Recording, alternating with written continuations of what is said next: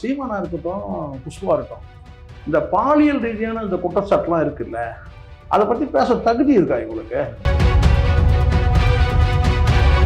அண்ணா யூனிவர்சிட்டிக்கு போய் இதை தினமும் போய் உட்காந்துட்டு வந்து ஆர்ப்பாட்டம் பண்றீங்கன்னா, அங்க அடுத்தடுத்து வேலைகள் நடக்கணும்ல.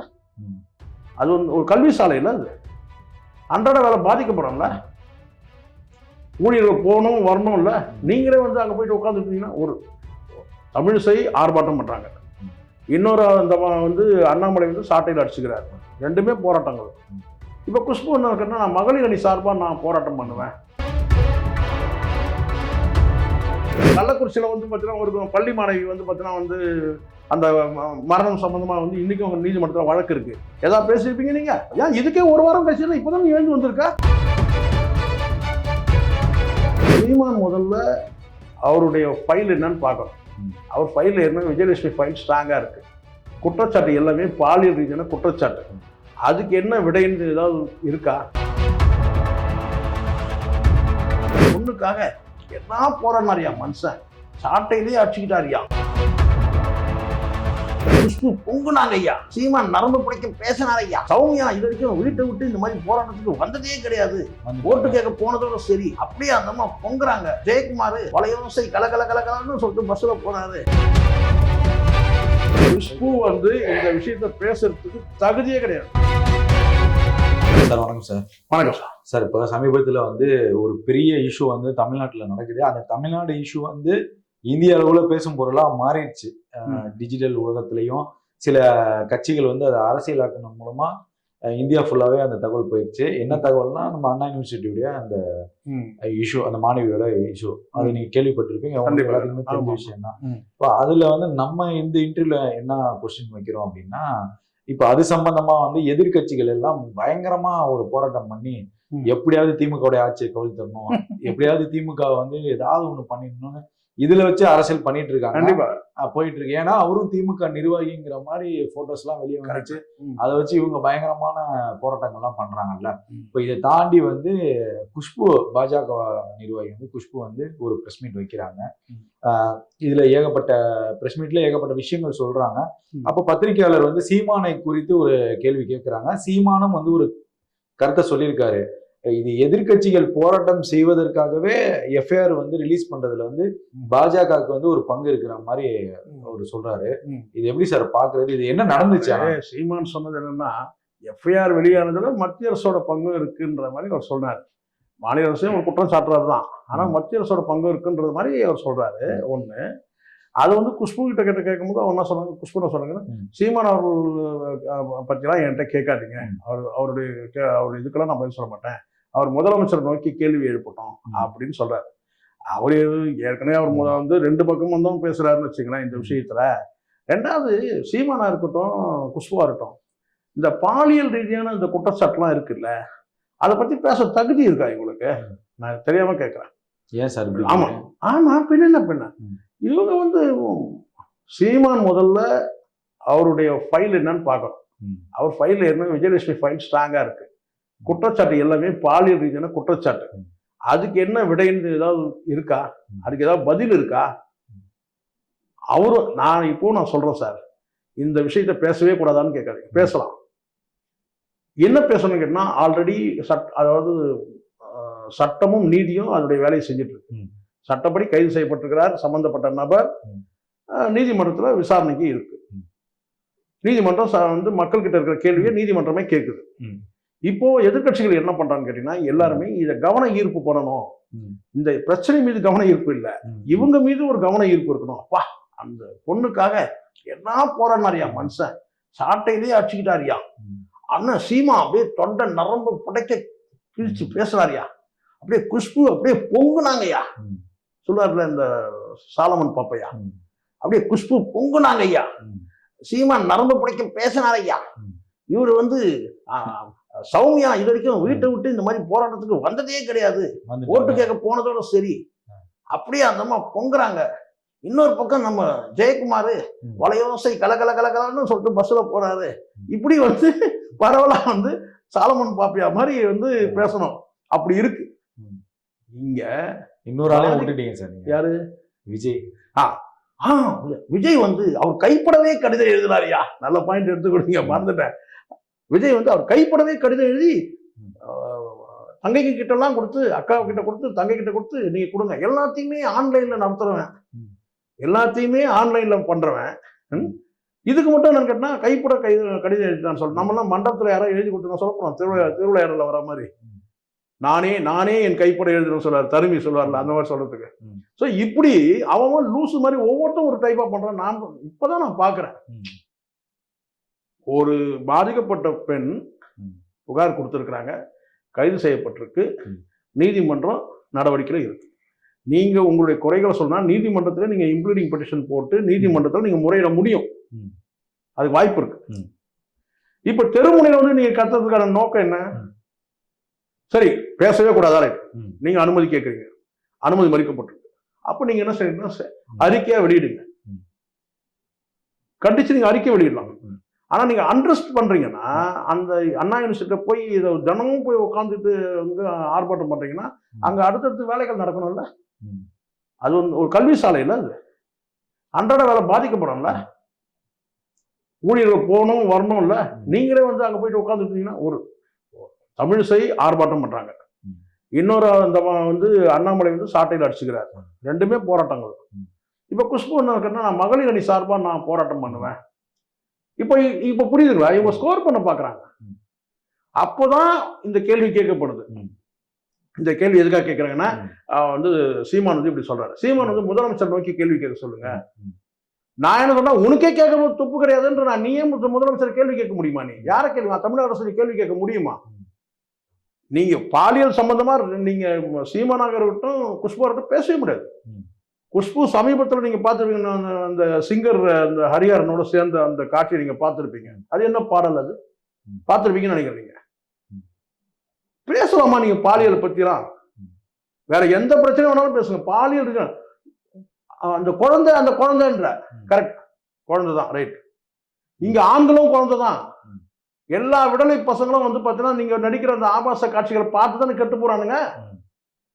அது சினிமா சார், சினிமாவில் நான் நீங்க எடுத்துங்க, பிளாக் அண்ட் ஒயிட் காலத்துல இருந்து எடுத்துங்க, எந்த நடிகை வந்து நீங்கெல்லாம் வந்துதான் குட்டிச்சவராச்சு. குஷ்பு மாதிரி நடிகைகள்லாம் வந்து சினிமா குட்டிச்சவரானதாலதான். கவர்ச்சின்ற பேர்ல ஆபாசத்தை கொட்டினது எப்போ? நீங்க பிளாக் அண்ட் ஒயிட் காலத்துல நீங்க எடுங்க சார். இப்ப அதுக்குதான் வந்து என்ன சொல்றாங்க அப்படின்னா, நான் பாக்குற பார்வையில தான் இருக்கு, கிழிச்சாங்க பார்வை பார்க்கற. நீங்க அவுத்து போட்டிருப்பீங்க, கண்ணை இறுக்கி முடிக்கணுமா? என்ன சார் நீங்க பேசுறீங்க? நீங்க அவங்கதான் சொல்றாங்க. இல்ல, இந்த மாதிரி தான் விமர்சனங்கள் வருது சார். விமர்சனம் இல்லை சார், நீங்க பார்வையில அப்படி கிடையாது. நீங்க ஆடையை குறைச்சி நீங்க வந்து பாத்தீங்கன்னா உடலை காட்டுறீங்கல்ல, ஆடையை குறைச்சி நீங்க உடலை காட்டுறீங்க, பச்சையா காட்டுறீங்க, உடம்ப காட்டுறீங்க. அப்புறம் என்ன இங்க பார்வையில கோளாறு? நாங்க பிளாக் அண்ட் ஒயிட் காலத்துல தான் பார்த்துட்டு இருக்கோம். இன்னைக்கா இருக்கு எங்க பார்வை, பிளாக் அண்ட் ஒயிட் காலத்துல இருந்து பார்த்துட்டு இருக்கோம். அப்பெல்லாம் என்னன்னு கேட்டா, எத்தனை கலர் புடவை மாறிச்சு ஒரு பாட்டுக்கு, அப்படி பார்த்த காலம் இருக்கு. நீங்கெல்லாம் வந்த பிறகுதானே வந்து பாத்தீங்கன்னா வந்து தொடைய காட்டுறதும், தொப்புளை காட்டுறதும், மாற காட்டுறதும், அசிங்கத்தை காட்டிட்டு அதுக்கப்புறம் இங்க வந்து பாலியல் குற்றங்கள் நடக்குது, இங்க குழந்தைகள் பாதிக்குது. எத்தனை ஆண் குழந்தைகள் விடலை பசங்க உங்களை பார்த்து கெட்டு போறானுங்க. பாலியல் தூண்டல் குற்றங்கள், அதாவது ஒரு பாலியல் குற்றத்துக்கு தூண்டுதலா இருக்கிறதே உங்களுடைய வந்து ஆபாச காட்சிகள் தான். பகிரங்கமா குற்றம் சாட்டுறேன், குஷ்பு சேர்த்தே குற்றம் சாட்டுறேன். ஆபாச படங்கள் எத்தனை கவர்ச்சி என்ற பேர்ல ஆபாசத்தை காட்டியிருக்காங்க, உடம்ப காட்டியிருக்காங்க, சம்பந்தமே இல்லாம, காட்சிக்கு சம்பந்தமே இல்லாம. இந்த சம்பவத்தை தவிர்த்து நாடு முழுவதும் நிறைய சம்பவங்கள் நடந்துச்சுல்ல. ஆமா, அப்பெல்லாம் குஷ்பு பேசலையே. அததான் நானும் சொல்றேன். மணிப்பூர்ல வந்துட்டு இருக்கும் போது இவங்க என்ன பண்ணிருந்தாங்கன்னு கேக்குறேன் நானு. மணிப்பூர்ல வந்து 2 பிள்ளைகளை வந்து, அதுவும் குழந்தைங்க தானே, அதுங்களும் குழந்தைங்க தானே சார். 2 குழந்தைங்க நடக்க விட்டாங்களா? அப்ப இங்க எங்க போயிருந்தீங்க நீங்க? கள்ளக்குறிச்சியில வந்து பாத்தீங்கன்னா ஒரு பள்ளி மாணவி வந்து பாத்தீங்கன்னா வந்து அந்த மரணம் சம்பந்தமா வந்து இன்னைக்கும் நீதிமன்றத்தில் வழக்கு இருக்கு. ஏதாவது பேசியிருப்பீங்க நீங்க? அப்போ அரசியல் அஜெண்டா ஏன் இதுக்கே ஒரு வாரம் கழிச்சு இப்பதான் எழுந்து வந்திருக்க? ஒரு வாரம் கழிச்சு இப்பதான் எழுந்து வந்திருக்க. அப்போ உனக்கு என்ன சமூக பொறுப்பு இருக்கு சார்? இப்ப சீமான் சொன்ன மாதிரியே ஒரு சந்தேகம் வருது இல்ல? ஆமா, இப்ப மத்திய அரசு தான் தொடர்ந்து பாஜக. நான் இப்ப மீண்டும் சொல்றேன் சார், எஃப்ஐஆர் வெளியாளர் சம்பந்தமா நீதிமன்றம் கேள்வி கேட்டு நீதிமன்றம் சிறப்பு விசாரணை குழுக்கள் அமைச்சிருக்கு. அதுக்கான வேலைகள் வந்து நடந்துட்டு இருக்கு, அது வந்து பார்த்துட்டு இருக்காங்க. முடிவு எப்படின்னு தெரியதான் போகுது. இதுக்கு டெக்னிக்கல் ப்ராப்ளம்னு சொல்றாங்க, போலீஸ் தரப்பு சொல்லியிருக்காங்க. போலீஸ் தரப்பு டெக்னிக்கல், அது என்னன்றதை அவங்க பார்த்துக்க போறாங்க. அது வந்து நம்ம வந்து அதுக்குள்ள வந்து நீதிமன்றத்தில் வந்து தொடர்புடையதால் எதுவும் நம்ம பேச முடியாது. நீதிமன்றம் கண்காணிக்கலாம் போகிறோம். நீதிமன்றம் சுமோட்டோவாக வழக்கு எடுத்து அவங்க அவன் வந்து பாதிக்கப்பட்ட தரப்புல வந்து பார்த்தீங்கன்னா அவங்க வந்து பேசிட்டு இருக்கிறாங்க சார். நீங்க வந்து நீங்க எப்படி இருக்கீங்க? இங்க கமிஷனரா இருக்கட்டும், நீதிபதிகளா இருக்கட்டும், முதலமைச்சரா இருக்கட்டும், எல்லாருமே தந்தை ஸ்தானத்துல இருந்து அவங்க இந்த விஷயத்த பாக்குறாங்க. நம்ம குறைச்செல்லாம் மதிப்பிட முடியாது. கைதே செய்யப்பட்டா நீங்க சொல்லுங்க. அவன் ஞானசேகரன் கைது பண்ணவே இல்லை. இல்ல இப்ப அவங்க என்ன சொல்றாங்கன்னா, அமைச்சரோட இருக்கிற படம் சார், உதயநிதியோட இருக்கிற படம் இதை வச்சுதான் அரசியல் பண்றாங்க சார். நேற்று கூட தான் சார் நான் வரும்போது ஒருத்தர் வந்து போட்டோ எடுத்துக்கணும்னு சொல்லி கேட்கிறாரு. சார் நாங்கள் யூடியூப்ல நீங்க பார்க்கும்போது நல்லா பேசுங்க சார். Okay sir. சார் ஒரு போட்டோ எடுத்துக்கலாம் சார். உங்க நம்பர் தரீங்க. அதையும் சொல்லிருச்சு, நீதிமன்றம் சொல்லிருச்சு. அவ்வளவுதான் சார். இதெல்லாம் வந்து ஒரு என்ன ஒருவேளை இன்னைக்கு இருக்கிற டிஜிட்டல் மீடியா, இன்னைக்கு இருக்கிற சினிமா, இன்னைக்கு இருக்கிற மீடியா, இன்னைக்கு இருக்கிற சோசியல் மீடியால இன்னைக்கு இருக்கிற இதுக்கு வீச்சுக்கு இதெல்லாம் ஒரு மேட்டரே இல்லை. இல்ல சார், இப்ப இந்த ஆடியோ வீடியோவை வச்சு உள்ள போனா சீமானை தூக்கி நேரம் உள்ள வச்சிருக்கணும். ஆடியோ வீடியோ ஆதாரம் மட்டுமே வச்சு தூக்கி உள்ள வைக்கிறோம்னா சீமானை உள்ள வச்சிடணும்ல. அந்த ஆதாரம் மட்டுமே போதும்ல. கொஞ்சமான பேச்சா பேசியிருக்கோம். சொல்லுங்க, நீங்களே சொல்லுங்க. ஸோ அதெல்லாம் வந்து இதெல்லாம் இன்னைக்கு உள்ள விஷயத்துல சர்வசாதாரண சார். சில பேர் கடந்து போறாங்க, சில பேர் செல்போனை தட்டி விடுறாங்க, சில பேர் வந்து செல்போனை புடுங்குறாங்க. இதெல்லாம் பார்க்குறோம். இதெல்லாம் என்ன காரணம்? என் அனுமதி இல்லாமல் நீ ஏன் போட்டோ எடுத்த? அதான் காரணம். இன்னைக்கு வந்து ஃபுல்லா வந்து சிசிடிவி கேமரா எல்லா இடத்துலையும் இருக்கு. நீங்க சொல்ல முடியுமா? சிசிடிவில வெளியிற காட்சி தான் வந்து த்ரிஷா கூட விஜய் போனாரு. விஜய் ஏதாவது கேட்டாரா? யாரா என் போட்டோ வந்து த்ரிஷா கூட நான் போன போட்டோ எடுத்தீங்க எவனாவன் அப்படின்னு சொல்லி கேட்டாரா? அதை கேட்டது யாருன்னு கேட்டீங்கன்னா, கேட்டது யாரு? அண்ணாமலை கேட்கல. அவனே கேட்கல. பரவாயில்ல, நல்லாதான் இருக்கு படம், பரவாயில்ல, நல்ல வேலை கொஞ்சம் தூரமா வரும்போது ஒராஞ்சி நடந்துன்னு வரும்போது எடுக்கல, நல்ல வேலை அப்படின்னு சொல்லி கூட இருக்கலாம். இதெல்லாம் ஒரு பாயிண்ட் இல்லை சார். இன்னைக்கு உள்ள உலகத்துல போட்டோன்றது பெரிய விஷயம் கிடையாது. இப்ப நீங்க ஒட்டுமொத்தமா குஷ்புவோட பேச்சை நீங்க எப்படி பாக்குறீங்க? அது என்ன கேட்டா வேலையற்ற பேச்சு சொல்றாங்கல்ல, வேலையற்றவங்க ஏதோ செஞ்சாங்கல்ல, அதுதான். இப்ப அவங்களுக்கு வேலை இல்லை. கிச்சன்ல தோசை சொல்றதுல நம்ம பார்த்தோம். அதை கூட வீடியோவை போட்டிருந்தாங்க. இதை விட அது பெட்ரு. நான் மீண்டும் சொல்றேன் சார், நீங்க பாலியல் ரீதியான இந்த குற்றச்சாட்டுன்னு வருது இல்ல, அந்த ஒரு பிரச்சனை வருது இல்ல, அது இப்ப நம்ம தமிழிசை போராடினாங்க, நம்ம ஏதாவது சொன்னோம்? திரும்பி அவங்க ஒரு கவர்னர், அவங்க போராடினாங்க, சிறைக்கு போனாங்க, நம்ம ஏதாவது சொன்னோமா? நம்ம எதுவுமே சொல்லவே இல்லை. இன்னும் கூட இதே சௌமியா கூட தாராளமா நீங்க போன. ஆனால் இங்க ஏற்கனவே நீங்க ஒரு ஃபார்மாலிட்டிக்கு பண்ணாதீங்க. இது எல்லாமே வந்து ஒரு சடங்கு சம்பிரதாயம் மாதிரி பண்றீங்க. நீங்க நடவடிக்கை எடுக்கப்பட்டிருக்கு, நீங்க உங்களை காட்டிக்கணும்னு நினைக்கிறீங்க. அப்ப கடந்த காலத்துல திமுக பண்ண கரெக்ட். திமுக யார் பண்ணாலும் அரசியல் தான். அரசியல் பண்ணக்கூடாது. இந்த மாதிரி விஷயங்களை வந்து அரசியல் பண்ணவே கூடாது. விசாரிக்கப்படுது, ஒருத்தர் கைதே பண்ணல அப்படின்னா நீங்க சொல்லுங்க. பாருங்க, இவ்வளவு நாள் குற்றம் நடந்து இத்தனை நாள் ஆச்சு சார், இது வரைக்கும் ஒருத்தரோட கைது பண்ணவே இல்லை. அப்ப சொல்லுங்க. கைது இங்க நடவடிக்கை எடுத்துட்டு இருக்குது. நீதிமன்றமும் அதை வந்து பாத்தீங்கன்னா சுவமோட்டோவா கேஸை எடுத்திருக்கும் போது அப்போ நீதிமன்றத்துக்கு மரியாதை கொடுக்கணும் சார். நீதிமன்றம் என்ன செய்யுதுன்றதை நீங்க இம்ப்ளீடிங் பெட்டிஷன் போட்டு நீதிமன்றத்தை போய் முறையிடுங்க. என்கிட்ட சில ஆதாரங்கள்லாம் இருக்குன்னு சொல்லுங்க. அதை விட்டுட்டு நான் இன்னைக்கு போராட்டம், நீ இன்னைக்கு ஆர்ப்பாட்டம், நீ இன்னைக்கு போராட்டம், என்ன உங்களுடைய இது? நீங்க என்ன கேட்குறீங்க? யார் அந்த சார்? நீங்க அந்த கேள்வி நீதிமன்றமே கேட்குது. தெரியுதுன்னா போகுது, அதுக்குள்ள என்ன அவசரம்? அந்த சார் தான் திமுக நிர்வாகியா இருப்பாங்க. அது நீங்களாம் தப்பு சார். நீங்க சொல்லுங்க, நீங்க வந்து சார் இதுல வந்து இன்னும் அமைச்சர் வந்து சம்பந்தப்பட்டிருக்காரு சொல்லி ஒரு பெட்டிஷன் ஃபைல் பண்ணுங்க, ஆதாரத்தை கொண்டு போய் கொடுங்க, நீதிமன்றத்தில் கொடுங்க. நடு ரோட்ல வந்து தெருவில் வந்து பாத்தீங்கன்னா நீங்க சண்டை போட்டீங்கன்னா யார்? மக்களை வந்து கவர்றதுக்காக, மீடியா போக்கஸ்க்காக தானே பண்றீங்க எல்லாருமே. உங்க கையில ஆதாரம் இருக்கா? எடுத்து போய் கொடுங்க, நீதிமன்றத்தை கொடுங்க. பாருங்க, இதெல்லாம் இவங்கெல்லாம் இருக்கிறாங்க. போட்டோ வச்சு பண்ணணும்னு கேட்டா வந்து அண்ணாமலை தான் நீங்க உள்ள இருக்கணும். அவ்வளோ கிரிமினல்களோட போட்டோ எடுத்திருக்கிற கட்சியில இருக்கிறாங்களா இல்லையா? மாநில தலைவராக தானே. அதுதான் சொல்றேன், கட்சியில எவ்வளவு பேருக்கு வந்து பண்ணா வந்து அந்த கட்சியே சார் ரொம்ப என்ன சொன்னது, ஆட்சிக்கு வருதோ வரலையோ, அண்ணன் எச் ராஜா இருந்த வரைக்கும் சரி, பொன் ராதாகிருஷ்ணன் இருந்த வரைக்கும் சரி, அப்புறம் ராதாகிருஷ்ணன் அவர் இருந்ததும் சரி, இப்படி இவங்க மாநில தலைவரையும் தமிழிசை அக்காவை கூட சேர்த்துக்கலாம். இவங்கெல்லாம் இந்த வரைக்கும் கேட்டால் அந்த கட்சியில வந்து பாத்தீங்கன்னா எந்த முருகன் கூட முருகன் சொல்ல முடியாது, முருகன் பீரியட்ல கொஞ்சம் பேர் வந்துட்டாங்க. ஸோ இவங்க பீரியட்ல தான் வந்து முழுக்க அந்த கட்சியை வந்து கட்சியோட கலரே மாறிடுச்சு, திசைனே மாறிடுச்சு. ஒழுக்கமுள்ள ஒரு கட்சியா இருந்தது. ஒழுக்கம் கெட்ட கட்சினா நம்பர் 1 கட்சி நீங்கன்னா பிஜேபி தான். காரணம் கேட்டா அவ்வளவு பேரும் நீங்க வந்து கொண்டு வந்து சேர்த்துட்டீங்க. போட்டோ நீங்க எடுத்துங்க கேட்டா உங்ககிட்ட தான் போடுங்க. இங்க சார் எல்லா கட்சியும் கேட்டா யாரை வச்சு மகாத்மாக்களை வச்சு கட்சி நடத்துறாங்க?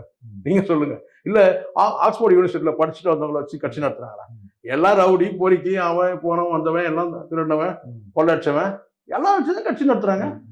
அப்புறம் நீங்க இவங்கள மட்டும் அவர் பாருங்க போட்டோ இருக்கு இவர் கூட போட்டோ எடுத்துறாரு, அவர் கூட போட்டோ போட்டோ வச்சு பண்ணணும்னு சொன்னா உங்ககிட்ட இருக்கணும் லிஸ்ட் எழுதிடுவாங்க. உங்களுக்கே நல்லா தெரியும். செல்வ பெருந்தகை ஒரு டைம் வந்து லிஸ்ட்டை போட்டார். எவ்வளவு பேர் வந்து இவங்க வந்து வழக்கு உள்ளவங்க இவர் கட்சியில இருக்கிறாங்கன்னு போட்டாரா இல்லையா? போட்டாங்க. அப்புறம் என்ன பண்ண இவங்களுக்கு தகுதியே கிடையாது. நான் ஏதோ திமுக முட்டு கொடுன்றதுக்காக சொல்ல. இங்க வழக்கு இங்க உண்மையா எனக்கு என்ன யாருமே கைது செய்யப்படலங்க. குற்றம் நீங்க சொல்றீங்க. ஆமா. இன்னொரு விஷயம், பாதிக்கப்பட்ட தரப்புல வந்து அவங்க கூக்குரல் இருக்கு, எங்களுக்கு நீதி கிடைக்கல, பல பேர் தப்பிக்க விட்டுட்டாங்க அப்படின்னு அவங்க சைடுல ஏதாவது இருக்கா? அந்த மாதிரி எதுவும் இல்லை. அப்ப நீங்க வந்து உங்க திருப்திக்கெல்லாம் டான்ஸ் ஆட முடியுமா சார்? கைது பண்ணிட்டாங்க, பண்ணி உடனே விசாரணை. குஷ்பு வந்து இந்த விஷயத்த பேசுறதுக்கு தகுதியே கிடையாது. நன்றி சார். நன்றி.